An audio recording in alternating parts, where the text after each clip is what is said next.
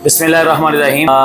गम और परेशानी के आलम के अंदर एक तरफ गज़ा के ऊपर बमबारी हो रही है, बच्चे शहीद हो रहे हैं, मजलूम मुसलमान कट रहे हैं, ये एक परेशानी की बात है।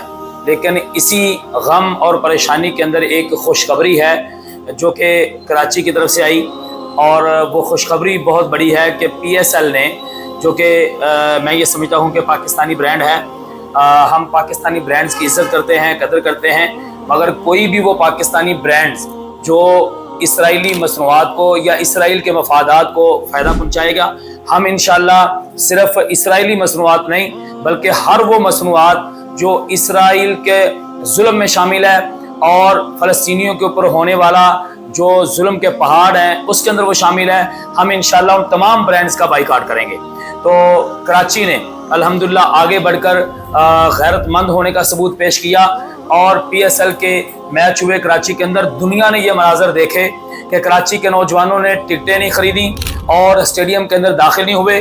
गैर मुल्की लोग आए, हैरान हो गए कि इतना ज़बरदस्त किस्म का रिस्पांस, इतना शानदार बाइकॉट, तो पूरी दुनिया हैरान थी। तो इसके ऊपर मैं मुबारकबाद पेश करता हूँ कराची के नौजवानों को, शायकीने क्रिकेट कराची के, जिन्होंने आगे बढ़कर ज़बरदस्त तरीके से बाइकॉट किया।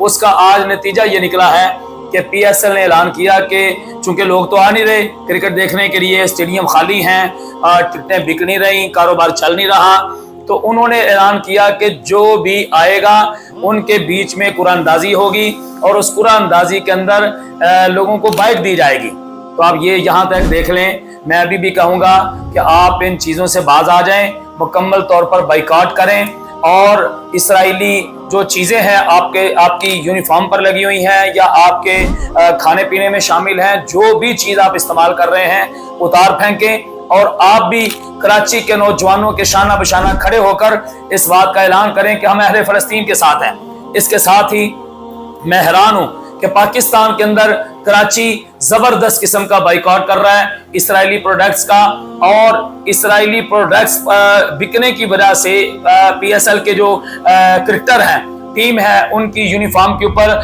जो पेप्सी, कोकोला, इस तरह की चीज़ें लगी हुई हैं, उसकी वजह से बाइकआउट किया जा रहा है। दूसरी तरफ लाहौर, पिंडी, इस्लामाबाद, जहाँ जहाँ मैच हो रहे हैं वहाँ के लोगों ने उस अंदाज से बाइकआउट नहीं किया, तो उस अंदाज से रिस्पांस नहीं दिया जिस तरह का कराची वालों ने रिस्पांस दिया है। तो शाबाश कराची, जिंदा दिल कराची, जिंदाबाद कराची, कराची जिंदाबाद। इंशाल्लाह अल्लाह के फजल व करम से ये बाइकआउट की मुहिम आज से 15 दिन पहले कराची प्रेस क्लब पर मोहतरम सलार सिंध फैसल नदीम साहब ने इस मुहिम का आगाज किया था, और आज ये मुहिम अल्लाह के फजल व करम से एक तहरीक बन चुकी है।